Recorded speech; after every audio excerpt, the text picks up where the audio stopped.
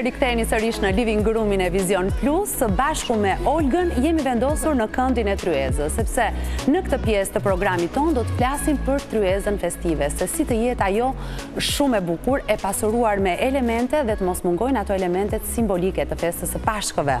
Patjetër. Edhe Olga e ka specialitet dhe mjeshtëri të sajën të bukurën. Kënaqësi që do të tregoj disa detaje për shtrimin e tavolinës për ditën e Pashkës. Së pari më lejo të komplimentoj për mbulesën që ke përzgjedhur. O, faleminderit shumë, prandaj do them, meqense siç e thamë përpara, Pashkët janë një festë që ka më shumë shije që të bëhet në fshat. Atëherë do t'i bëjmë edhe pak sipas traditës, do ta shtrojmë tavolinën sipas traditës.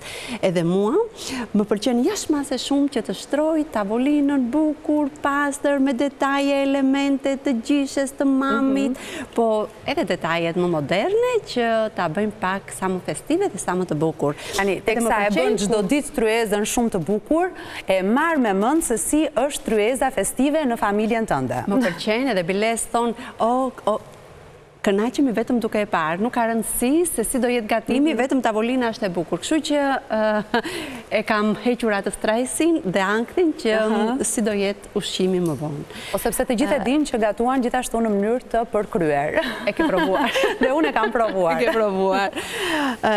Sot kam zgjedhur edhe një mbulesë që kam vendosur brenda një copë Leila. E bëj për dy arsye. Në radhë të parë që të mbroj tavolinën time, trapezarin time, se kjo tavolina, mbulesa e tavolinës që është kofto që i themi neve, ka këto vrimat, atëherë do vete ushqimi ose do ta prishim tavolinën e mirë. Kështu që unë hedh një mbules tjetër që e zgjedh me ngjyrë edhe pastaj vendos sipër këtë mbulesën tjetër kofto. Përveç mbrojtjes së tavolinës, kam edhe këto detajet, elementin e ngjyrës që jep pak më shumë ngjyrë tavolinës. Edhe e kombinoj gjithmonë. Nëse për shembull për Krishtlindje vendosim diçka, do vendos të kuqe, pjatën e kuqe, domethënë bëj kombinime të tilla. Këtë vit ke zgjedhur që të jetë Leila. Leila. Janë ngjyrat e Pashkës, Leilaja, e verdha, jeshile.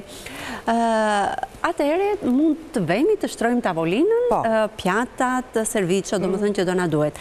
Varet në bazë të familjeve se si e festojnë Pashkët. Në qoftë se për shembull, tek familja ime, neve e servirim majericën ditën e diel, jo në orën 12, se jemi të lodhur nga puna.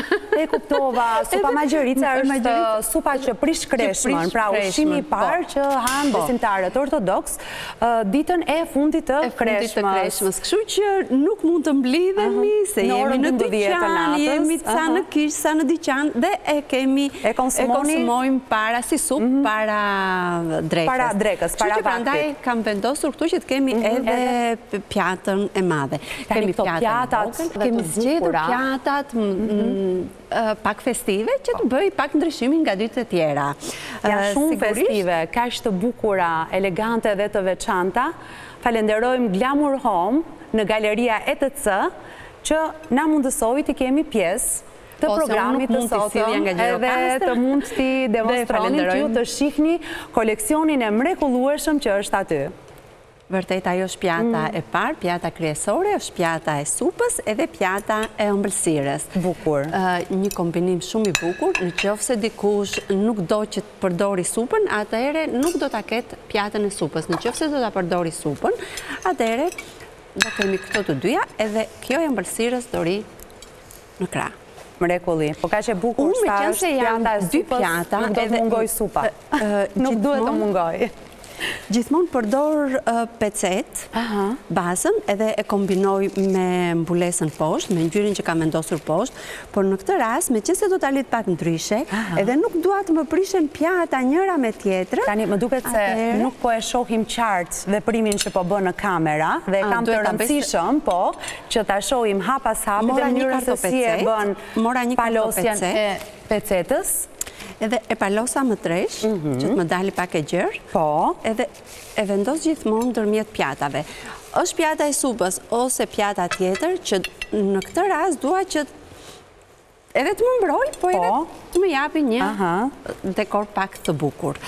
Pastaj, do të shtrojmë të katërta, apo... Po, mund të shtrojmë vetëm 2. Mund të shtrojmë vetëm 2, Dhe është e njëjtë pastaj, përsa persona do të vendosen në tryezë. Gotën e ujit, gotën e verës, në qoftë se kishim gotën e verës të kuqe, dhe pastaj vera e bardhë. Kam zgjedhur dhe kam sjell këtë pecetën dhe kam lidhur në këtë mënyrë. Si lepurush. Si lepurush. Si e bëj këtë do ta vendos këtu, te kjo pjatoja këtu, që kombinon perfekte ngjyra. Po, do të na demonstrosh do ta demonstroj shumë shpejt arritur këtë rezultat? Se si bëhet, e bëjmë kështu trekëndësh. Po. Edhe e palosim.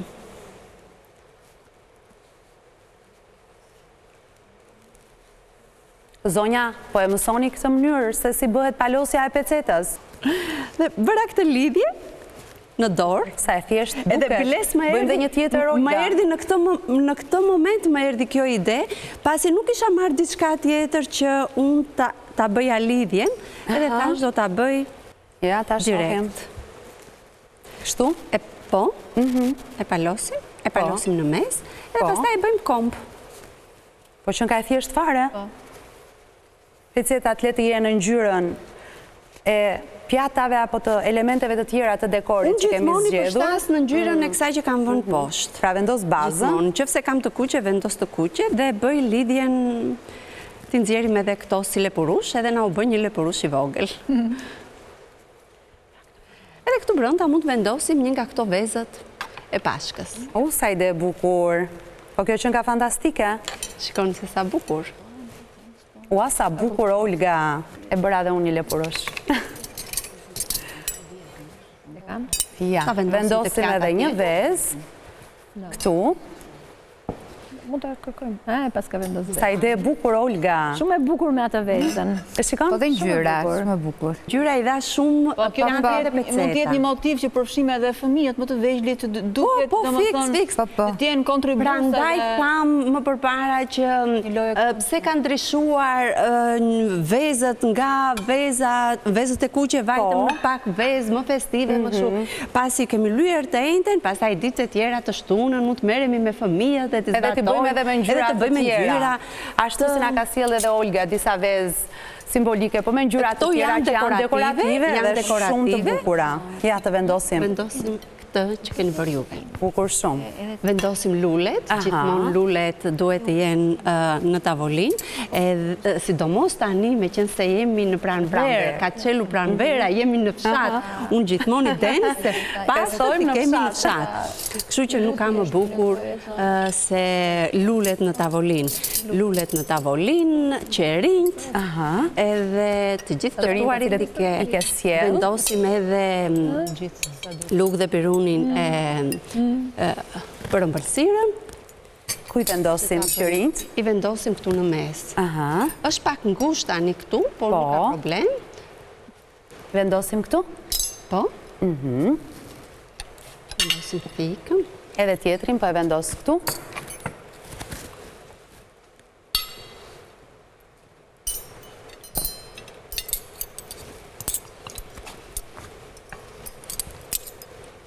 Olga, po këto aksesorët e artë?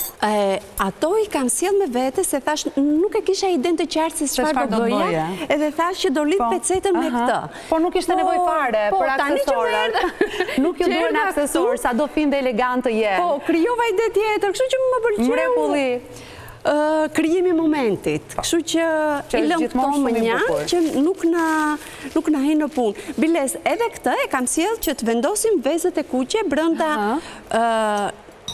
vezës së madhe. Vezës së madhe është një vezë dekorative. Më pëlqen që të jetë në mes të tavolinës, që gjithë të ftuarit pastaj të marrin një vezë edhe të bëjnë ato garën e thyerjes së vezëve.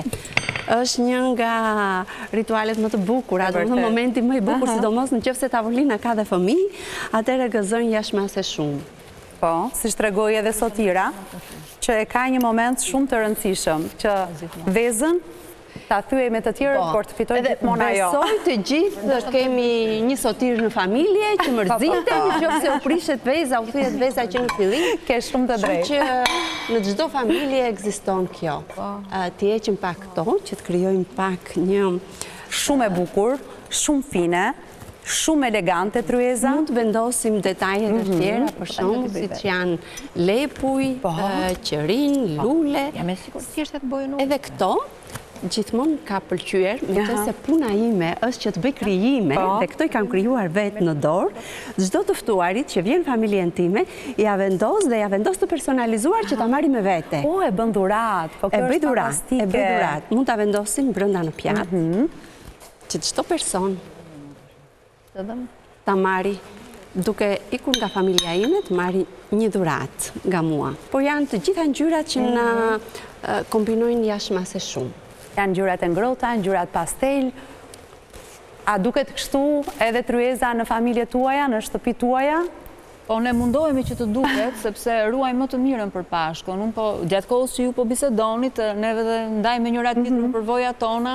Dhe tani është momenti që t'i ndani jo vetëm me njëra tjetrën, por edhe me ne. Çfarë mbulese kemi, çfarë servisesh. Unë të edukuar nga familja, sepse normalisht familja është modeli, ku ti heshtu razi, i shikon gjërat si bën dhe pastaj kërkon që ti imitosh, duke shtuar dhe gjërat personalitetit tënd, kur krijon familjen tënde. Serviset më të mira për ditën e diel ose për ditën e Pashkës gjithmonë janë të veçanta. Mbulesat, picetat, lugët pirujnë të thika, domethënë çdo gjë duhet të jetë ndryshe nga dita e zakonshme. Edhe duhet t'i kalojmë këto, t'i kalojmë te brezi i ri, mos humben, se janë ca gjëra që na bëjnë që të veçojmë, që na bëjnë. Dhe ja them edhe vajzës këtë pjesë, sepse e shikoj që ajo i ka qef, po sigurisht që po mos shikonte një model, nuk do të kishte nga të mësonte. Dhe ajo trashëgimia e përfshin në pjesën e përgatitjes së tryezës së festës, të riteve.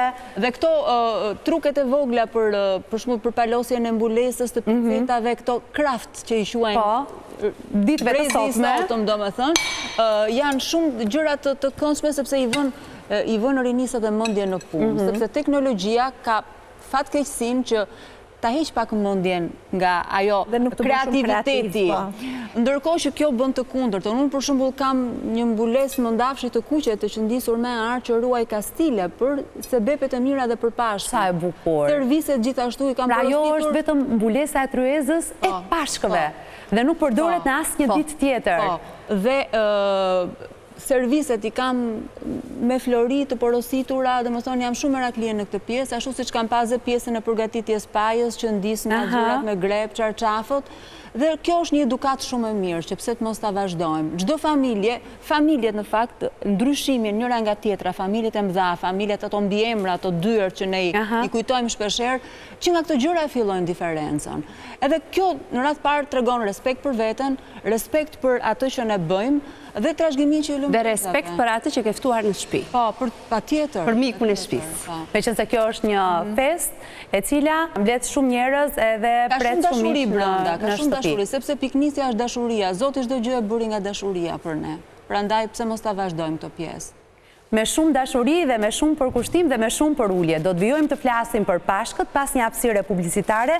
Olga, ke bërë një punë të mrekullueshme si gjithmonë. Kjo ishte ideja fillestare. Por pastaj u frymëzua Olga dhe vendosi që ja, do t'i bëj kështu. Edhe shumë mirë, sepse na dhe një ide të shkëlqyer, edhe krijoi një atmosferë të veçantë. Një pjesë e aksesorëve janë aksesorë që Olga i ka përgatitur, i ka marrë me vete. Një pjesë e tyre janë serviset të cilat i gjeni në Glamour Home, në Galeria ETC. Ne do të shkojmë në një hapësirë publicitare, rikthehemi sërish me zonjat tona të nderuara, të këndshme, të bukura, të cilat po na tregojnë mënyrën se si e festojnë Pashkët në shtëpitë, në familjet e tyre.